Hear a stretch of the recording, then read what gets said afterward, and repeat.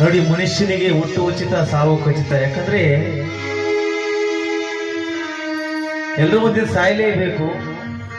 ಸಾಯ್ಬೇಕಾದ್ರೆ ಹೆಣ್ಣಾಗಿರ್ಲಿ ಗಂಡಾಗಿರ್ಲಿ, ಸಾಯ್ತಕ್ಕಂಥ ವ್ಯಕ್ತಿಗೆ 3 ದಿವಸ ಮುಂಚಿತವಾಗಿ ಗೊತ್ತಾಗ್ತದೆ ನಾನಿನ್ನು ಹೆಚ್ಚು ಕಾಲ ಬದುಕೋದಿಲ್ಲ ಅಂತ ಹೇಳಿ.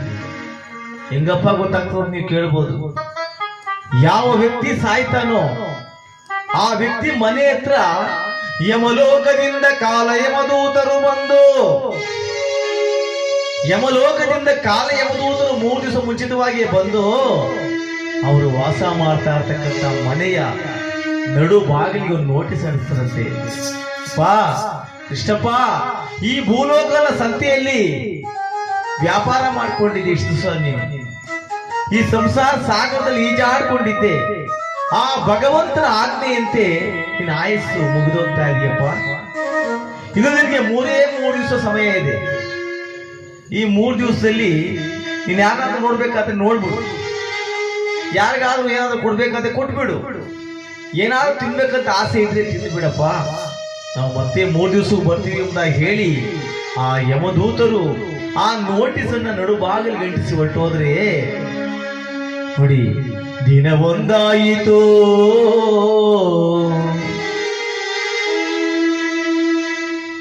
ನೋಟಿಸ್ ಅಂಟಿಸಿ ಹೋಗಿ 1 ದಿನ ಆಯ್ತು.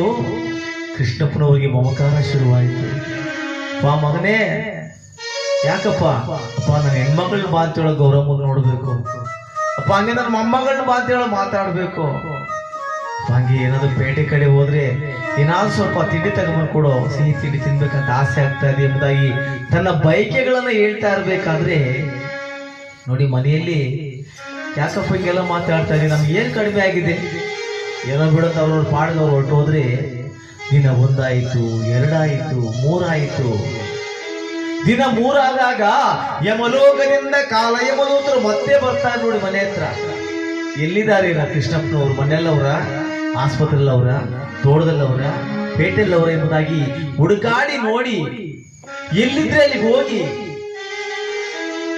ಒಂದೇ 1 ಸೆಕೆಂಡ್ ಹೆಚ್ಚಿಗೆ ಸಮಯ ಕೊಡದೆ ಯಮಪಾಶವನ್ನು ಹಾಕಿ ದೇಹದಿಂದ ಆ ಒಂದು ಜೀವಾತ್ಮನ ಕಿತ್ತು ಬಿಡ್ತಾರಂತ. ಇಲ್ಲ ಸ್ವಾಮಿ, ನಾನು ಬರಕ್ಕಾಗಲ್ಲ, ಇದ್ರ ಮೇಲೆ ಇನ್ನೊಂದು ಮನೆ ಕಟ್ಟಬೇಕು, ನನ್ನ ಮೊಮ್ಮಕ್ಕಳಿಗೆಲ್ಲ ಮದುವೆ ಮಾಡಬೇಕು, ಇನ್ನು ಸ್ವಲ್ಪ ಒಡೆ ವ್ಯವಸ್ಥೆ ಎಲ್ಲ ಮಾಡಿಸ್ಕೊಳ್ಬೇಕು ಅಂದ್ರೆ ಭಗವಂತ ಕೇಳಲ್ಲ. ಆತ ಕಳಿಸ್ದ ಬರಬೇಕು, ಕರೆದಾಗ ಹೋಗ್ತಾ ಇರ್ಬೇಕು ಅಂತ ಹೇಳ್ತಾರೆ. ಅಂತ ಯಮದೂತರು ಬಂದು ಹುಡುಕಾಡಿ ನೋಡ್ತಾರೆ ಎಲ್ಲಿದ್ದಾರೆ ನಮ್ಮ ಕೃಷ್ಣಪ್ಪನವರು ಎಂಬುದಾಗಿ.